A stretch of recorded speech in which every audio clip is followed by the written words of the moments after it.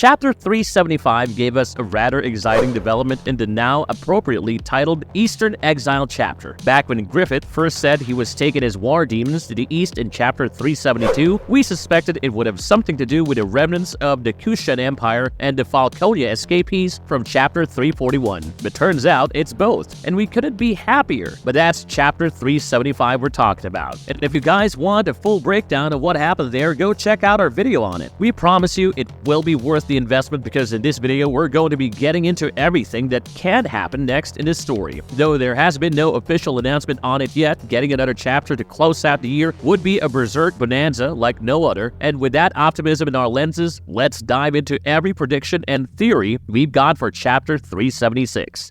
The final War Council draws near, and both sides are pretty much complete now. With the conclusion of Chapter 375, we not only know why Griffith said he was heading to the east next, we also get the union of what is quite possibly going to be the final army to stand in his way. For a long time, the eastern part of the Berserkverse has remained a big mystery for everyone, both in and out of universe. The first behemoth we saw in this story came from the east. The strongest apostle we saw in this story came from the east, and the only person who understands the astral world as well as the great mages of Elfhelm, if not better, also comes from the east. Speaking of whom, it's thanks to that man's efforts that Guts and his companions are no longer stranded at sea. It's revealed that the Kushan Navy, under the supervision of Silat, arrived at the location of the Seahorse thanks to a prophecy received by the Eastern Oracle, and with the rescue of Roderick's Lithian vessel, we now have every character that knows the truth about Griffith's existence and the current state of the world in one place. On Guts' side, we've got the great mages of Elfhelm, chief of whom is Guru Gedfring. He knows exactly what's going on in the world at the moment and is deeply tied to the past of Berserk's history as well. His knowledge, combined with Daba's Eastern interpretation of magic, will create the astral foundation of attack and defense for our heroes. Then we have prodigious mages like Farnese and Shirka, who will form the first magical line of defense alongside any of Daba's Arashada that have survived the fall of Ganishka and the rest of the mages from Elfhelm. On the human front, we will have skilled warriors like Silat, his Tapasa, his Bakiraka clan members, Roderick, Serpico, Azan, and the rest of the Lithian crew that has been through hell and back with our main man. This great final battle could finally become the place where Isidro kills the boy and lets the man be born. And as for Guts, well, we'll talk about him a bit later. The character that will tie them all together and serve as the technological foundation for this entire army is Rickard, who also happens to be the only character to have physically harmed Griffith following his incarnation with the slap of the millennium. Silat originally wanted Rickard because he knew Big Ricky knew some sort of secret about Griffith's origins, and he's not wrong. With every character that opposes the false Falcon of Light now gathered in one place, we pretty much have the good side of the final battle army all in one place. And we know how militant Griffith moves with his lads, so they're all definitely in one place as well. We've already seen the Falcon of Light's War Council take place sort of in Chapter 372 when he sets his sights on the east. It looks like the armies of Falconia will take on an offensive role at least in the initial half of this epic battle to come, which means that the exiled eastern allies will soon need to conduct a war council of their own, discussing their defensive measures against their seemingly would-be attackers. Shirka would be a great intel asset to them, as she's currently traveling to Falconia and could update them on the strength of deployment, movement routes, how many war demons he's bringing, etc. And most important of all, is Casca with him or not? We think she will be, and if that's true, well, that changes the whole game. But as for the next chapter itself, we don't think we'll see the council take place. Instead, we'll get the prelude to it as Rickard helps the Midland crew settle in with the Kushans and put together a plan for action for the immediate and long-term future. You also have to consider the fact that Chapter 375 ended with the Kushans rowing away the incapacitated bodies of both Guts and Shirka. With two of their best fighters out of commission, we do not expect the defenders to immediately discuss plans for defense. Instead, we'll get the build-up to it, which is often where Berserk excels anyway. There's a good chance we will see Rickard finally reveal the truth about Griffith's current existence in Chapter 376, however, and if that happens, then things will get spicy. Now let's talk about the main man.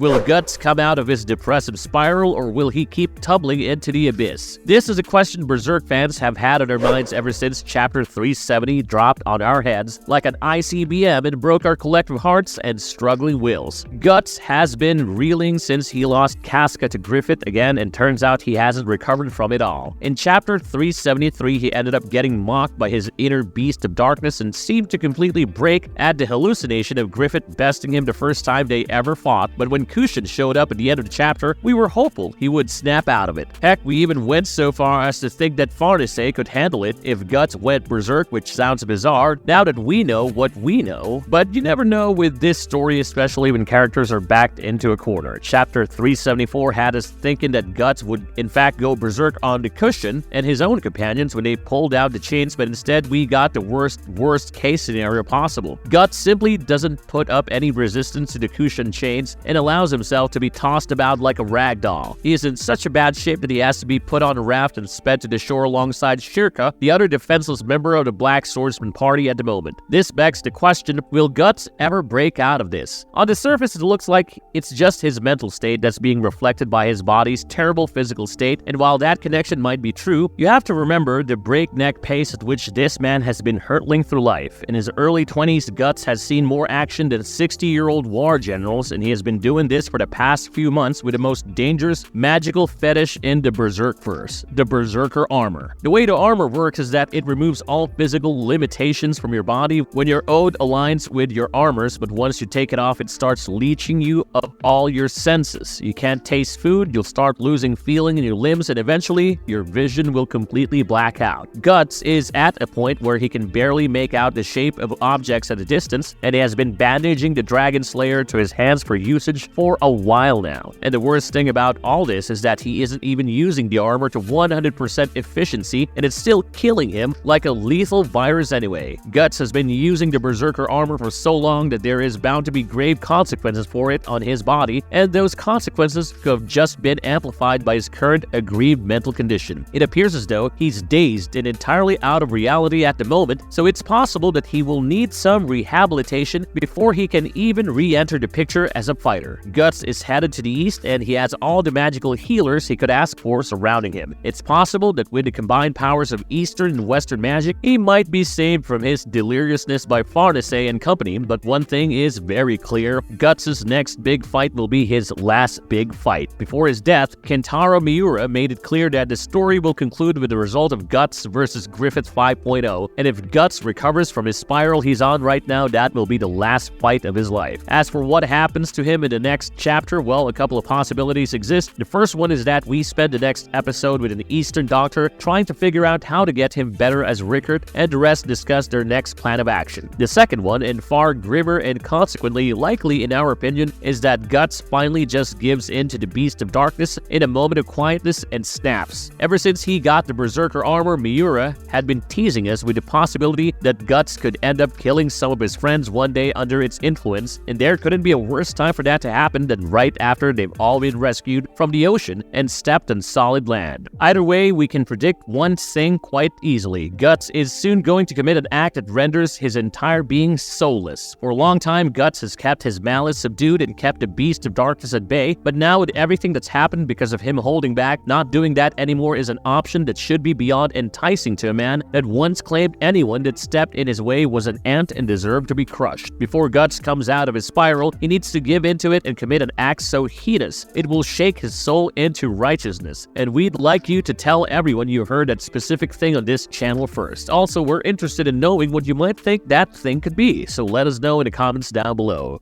Is Daba plotting something? This is going to be a minor section, but Chapter 375 did give us an interesting little nugget to munch on. Is Daba plotting something independent of what the good guys want to achieve? In Chapter 375, he gives Silat a rather wordy prophecy about a chained beast arriving from the Western Sea on a night where the moon is shaped like a bow, when he could have simply told him that they were here to capture Guts. He also mocks Silat at a couple of points in the chapter and claims that he simply thought ahead by having the young young master mobilized the entire Kushan navy to capture the Black Swordsman, that they were lucky he was asleep and that he'd be waiting for Silat back at the capital. This causes the young master to question if Silat is truly on their side because his devotion to Ganishka's cause was well known. In fact, Daba was the man who handed the Dread Emperor his behemoth, and with his power of foresight and deep understanding of astral beings like apostles, he was aware of astral secrets that were usually kept secrets for good reasons. Don't forget that he created a mock behemoth by linking together the still living bodies of multiple apostles, and most alarming of all, his treatment of his pterodactyl Garuda monsters as harmless bird-like pets. Daba is overall a rather shady character, so him plotting something behind the scenes is not completely out of the realm of possibility. It's more likely that it has to do with Ganishka's reincarnation than it does with joining Griffith, however, because he clearly hated Falconia and everything it stood for. Daba was shocked at seeing that apostles and humans were fighting side by side in the final battle between Griffith and Ganishka's forces, which is sort of hypocritical because he himself served under an apostle, but during his time in Falconia, he clearly grew to resent the place enough to give Rickard, Erica, Silat, and all 4 of his Tapasarides out of the city in exchange for a safe haven. Now here he is establishing himself as the wizard general of the new Kushan regime before it has even taken off the ground, and that kind of movement is suspect in general. But we still think that Daiba's overarching goals will end up aligning with those of our protagonists. It will be the roundabout way he achieves it, in that it intrigues us because we know that that's his style, what with the Pichasha and Daka and them, so even if he's got something shady cooking on the side, we think it will contribute to defeating the greater evil, which is clearly Griffith in this case. Still, Daiba did indulge quite a bit in dark magic for a guy who is now aligned with the good guys, so what do we know, eh? Will a new magical artifact be introduced from the east? This is the biggest question we'd like to be seen addressed as soon as possible in the next chapter, because as of this moment, there is not a weapon in existence that can definitely beat the God Hand. Guts' Dragon Slayer can cut through their physical forms, but he has been unable to land a single swing at Griffith so far, and the rest of the God Hand also possesses similar spatial abilities, we assume. Skull Knight tried to get slick with a sword of actuation, but ended up causing the great roar of the astral world instead, which is something he hasn't brought up since, presumably because he could do without the lecture. So that leaves us with 2 distinct possibilities: either Guts gets a weapon upgrade, or he gets an entirely new one. The former has traction in the community simply because it seemingly has some basis. People think that in order to upgrade the Dragon Slayer, Guts will pull a Skull Knight and swallow Betchy before melding it with his sword inside of his own gut, but this seems highly unlikely. Even if Skull Knight does him a solid in this one, there's no guarantee Guts will land a decisive slash on any of the God Hand members, simply because, well, the first time it was totally anticipated by Femto. Who's to say it won't happen again? And when it does, we're not going to be on the train that says Guts needs a Dragon Slayer of actuation. The reason that sword is so iconic is because it comes with no bells and whistles. It's a plain old monster butcher, and that's how we see Guts wielding it for the rest of the series. This leaves the other possibility, which is that we will possibly see a new weapon introduced to the series, which is far more intriguing as well if you ask us. At this point in Berserk, we've got dragons in the skies and the seas, so finding something like, I don't know, the Mace of Casuality that literally hammers your fate out of you is a possibility we do not want to dismiss. Given that this is Berserk, it most likely won't be something that overt and flashy. Maybe Guts and company will figure out how to reverse engineer the Great Roar using trusty old Betchy and send the God Hand and their apostles back to the astral world. But all we can do is speculate until the next chapter drops. We think something along the lines of a reversal of conditions is the most plausible climatic solution for the whole global interstice situation, and if it starts with a weapon that combines both Eastern and Western magic with a dash of Big Ricky science genius, well then that would tick all our boxes for Nerdmageddon.